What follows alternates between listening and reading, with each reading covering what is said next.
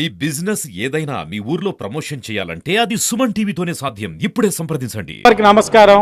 Y junction BC hostel, BC బిడ్డలందరూ కూడా ఇక్కడ ఉంటారు. ఇది తెలుగుదేశం హయాంలో ఆనాడు ఎమ్మెల్సీగా ఉన్న ఆదిరెడ్డి అప్పారావు గారు స్పెషల్ గ్రాంట్ మీద తీసుకొచ్చి కట్టించడం జరిగింది.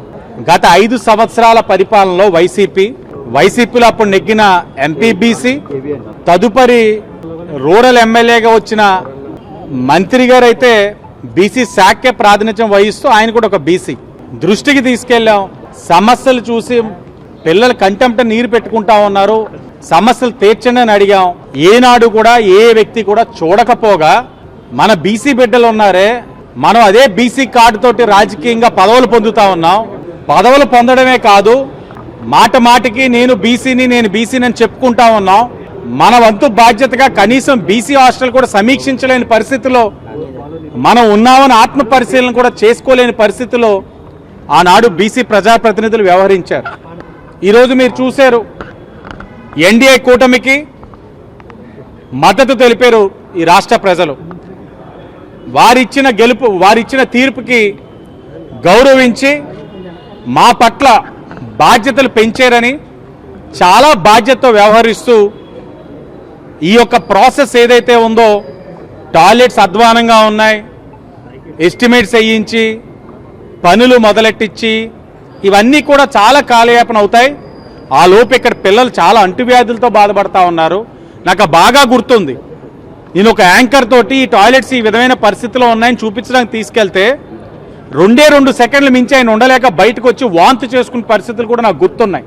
ఈరోజు నెగ్గిన తర్వాత బాధ్యతతో, సామాజిక బాధ్యతతో ఒక బీసీ కులంలో పుట్టినవాడిగా నా బీసీ బిడ్డలకి ఏదైనా చెయ్యాలని, అధికారికంగా ఇదంతా కూడా ప్రొసీజర్ లేట్ అవుతుందని కిమ్స్ యాజమాన్యం వారిని రిక్వెస్ట్ చేసి మీరు సహకరించండి, మీరు ఇప్పటికే రాజమహేంద్రవరంలోని ఎంతోమందికి వైద్యపరంగా ఆదుకుంటా ఉన్నారు, మా బీసీ బిడ్డలు ఇక్కడ చాలా ఇబ్బందుల్లో ఉన్నారని చెప్తే పెద్ద మనసుతోటి బొల్లినేని సంస్థ వాళ్ళు ముందుకొచ్చి ఇక్కడ సుమారు 30 టాయిలెట్లు వారే దాన్ని రిపేర్ చేసి, కొత్త పైప్ లైన్ వేసి, టైల్స్ వేసి, బాత్రూమ్కి కొత్త డోర్లు వేసి ఇచ్చే బాధ్యత వాళ్ళు తీసుకున్నారు.